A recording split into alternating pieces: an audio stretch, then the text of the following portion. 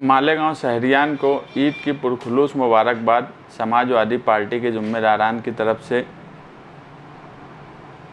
ये ईद ख़ास इसलिए है कि ये इलेक्शन के अय्याम में ईद आई है। हिंदुस्तान का आज जो माहौल है वो इस तरह से हो गया है कि आज हमें ईद की खुशियों के साथ साथ आने वाले मुस्तकबिल को भी तय करना है। इसलिए मालेगांव शहरियान मर्द ख्वातीन बच्चे बूढ़े सभी लोग ईद की खुशियां मनाएं, मगर उसी के साथ साथ आने वाला मुस्तकबिल इस मुल्क का क्या होगा इसका भी फ़ैसला हमारे हाथ में है। क्योंकि अक़लियत ख़ास तौर से मुसलमान इस मुल्क में जो हालात बन गए हैं, हमें बहुत सोच समझ कर आने वाले वक्त में फ़ैसला करना है। इसलिए मैं इस ईद की खुशी मनाने के साथ साथ मालेगांव शहरियान से अपील करता हूं कि वो आने वाले इलेक्शन में एक अच्छा फ़ैसला करें। और इसी के साथ साथ ख़ास तौर से नौजवानों से ये गुजारिश करता हूं कि ईद के वक्त जो लोग हाईवे पर जाते हैं, वो टू व्हीलर पर जो भी जाते हैं वो कानूनी तौर पर कितनी सीट जाना चाहिए, ट्रिपल सीट चौबल सीट इस तरह से ना जाए। हर ईद और बकरीद पर हम देखते हैं कि हमारे शहर में कोई ना कोई ऐसा नाखुशगवार वाक़या पेश आता है कि सभी की ईद ख़राब होती है। इसलिए मेरी नौजवानों से ये अपील है कि वो सोच समझ कर और सही ढंग से अगर हाईवे जा भी रहे हैं तो वो ऐसे जाएं कि कोई हादसा ना हो। हर तरीके को देखकर और सही तरीके से ईद की खुशियाँ मनाएं। सभी लोगों को ईद की बहुत बहुत मुबारकबाद। मैं अलियान शहर को और पूरे आलम इस्लाम को मेरी जानिब से, मेरी फैमिली की जानिब से, मेरी पार्टी की जानिब से ईद की पुरखुलूस मुबारकबाद पेश करता हूँ। ये ईद हमारे लिए खुशियों भरा त्यौहार है, हमारा सबसे बड़ा त्यौहार है। इस ईद को अच्छी से एंजॉय करें, मगर सेफली एंजॉय करें। हर साल ईद के ऊपर हमेशा से हमने देखा गया है कि हादसात का शिकार हो के ईद की खुशियाँ गम में तब्दील हो जाती है। ये नौजवानों ने इस पे ध्यान देना चाहिए। ख़ास तौर से नौजवान और लेडीज़ को मैं आग्रह करूँगा कि बरानी गैर ज़रूरी दूर दराज घूमने के लिए ना जाए, तना कहीं कोई घूमने के लिए ना जाए। हालात के ऊपर नज़र रख के ऊपर उसी एरिया में जाए। इलेक्शन का ज़माना है, लोग अपना फ़िरका परस्ती अपने शबाब पे, हमारी ज़िम्मेदारी है कि हम अपना ख्याल रखें, अपने फैमिली का ख्याल रखें, अपने ख़ानदान का ख्याल रखें।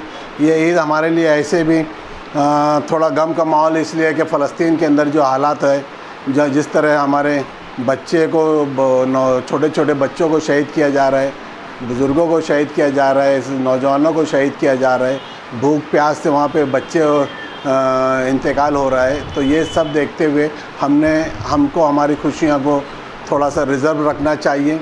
और मालेगांव शहर के अंदर मैं देखते जा रहा हूँ, मैं तो यहीं छोटे से बड़ा हुआ, कि हमारे शहर में फजूल खर्ची बहुत ज़्यादा बढ़ते जा रही है। दिन ब दिन कपड़ों का, जूतों का ये खर्चा इस पे जो हो रहा है, ये अच्छी बात नहीं है। बाहर घूमने का जो चलन होते जा रहा है, ये भी सबसे ज़्यादा ईद के बाद के अंदर सबसे ज़्यादा कपड़ों का कलेक्शन जो होता है मालेगांव से हो रहा है। मार्केटिंग सबसे ज़्यादा जो है एक्सेसरीज जो है, ज्वेलरी हो या और भी जो आइटम है, चप्पल जूतों का हो, सबसे ज़्यादा कलेक्शन पूरे मालेगांव में और उत्तर महाराष्ट्र में।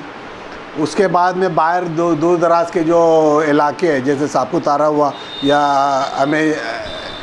अमेजिका की जो बात है, जितने कूपन मालेगांव में बिके इतने पूरे नासिक डिस्ट्रिक्ट में कहीं से नहीं बिके।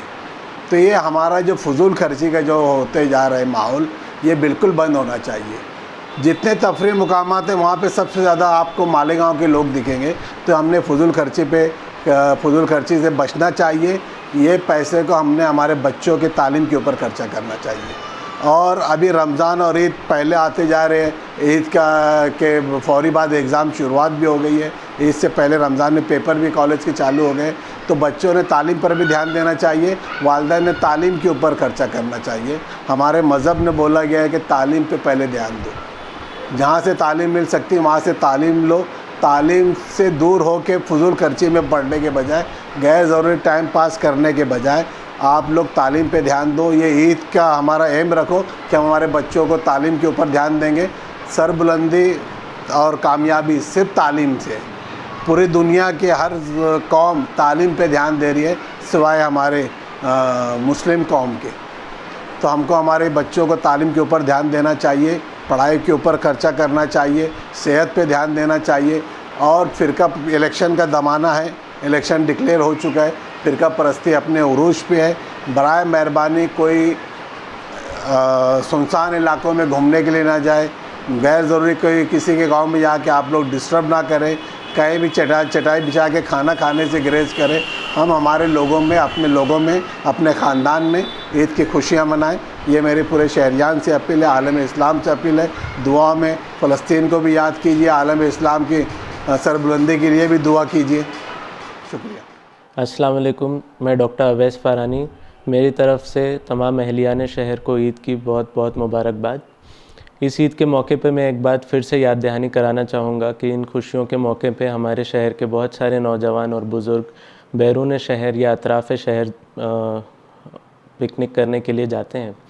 चूँकि हमारे शहर में पिकनिक के लिए कोई ख़ास मकामात नहीं है, लेकिन इन ईद की खुशियों में मेरी आपसे मुअद्दबाना दरख्वास्त है कि अपनी सेहत का ख़ुद ख्याल रखें, अपनी सेफ्टी अगर मोटरसाइकिल पे जा रहे हैं तो अगर हेलमेट हो तो हेलमेट का इस्तेमाल कीजिए, ट्रिपल सीट ना जाइए और एहतियात से गाड़ियाँ चलाइए। क्योंकि हर साल ईद के मौके पे देखा जाता है कि बहुत सारे हादसात में पेशेंट्स आते हैं। हमें ख़ुद भी अच्छा नहीं लगता कि खुशियों के मौके पे घर में मातम का माहौल हो जाता है। अपना और अपने घर वालों का ध्यान रखें।